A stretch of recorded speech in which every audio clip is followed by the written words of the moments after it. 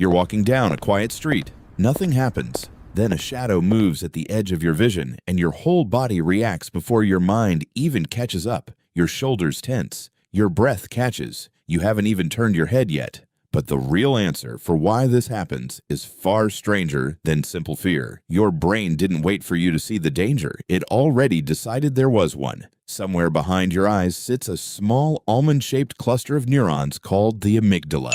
It's not thinking. It's not reasoning. It's scanning constantly for anything that looks like a threat. And it does this faster than the part of your brain responsible for conscious thought can even process an image. In the 1990s, neuroscientist Joseph Ledoux mapped out something he called the low road in the brain. Visual information doesn't just travel to your visual cortex to get analyzed. A shortcut sends a rough, blurry version straight to the amygdala first. No detail, no context, just shape and motion. That shortcut exists for one reason: speed.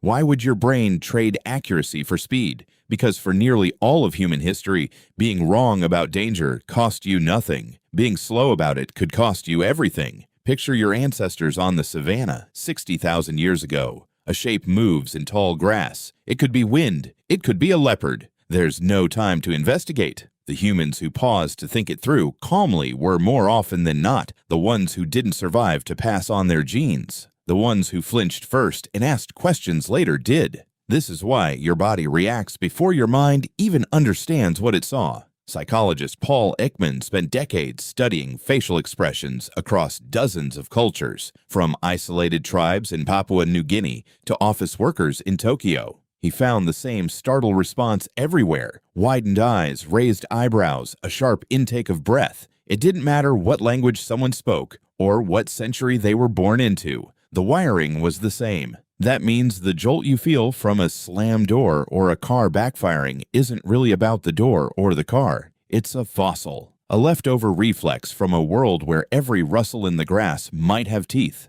But here's the twist. Your amygdala can't tell the difference between a leopard and a deadline. Researcher Robert Sapolsky, who spent years studying stress in wild baboons, found something troubling. Baboons face acute threats, and then it's over. A predator appears, they run, then they groom each other and move on. Humans, on the other hand, can trigger that same ancient alarm system just by thinking about an email. Sapolsky called this one of the costs of being smart enough to worry about things that haven't happened yet. Your body doesn't know the difference between a real threat and an imagined one. It reacts to both the same way. Heart rate climbs, muscles tighten. That's the ancient alarm system, still firing, just aimed at a world it was never built for. So why hasn't evolution caught up? Why are you still flinching at shadows in a world with almost no leopards left? Because evolution doesn't work on the timescale of your lifetime. It works over hundreds of thousands of years, and your alarm system is only about 200 years removed from a world where it mattered every single day. In evolutionary terms, that's nothing.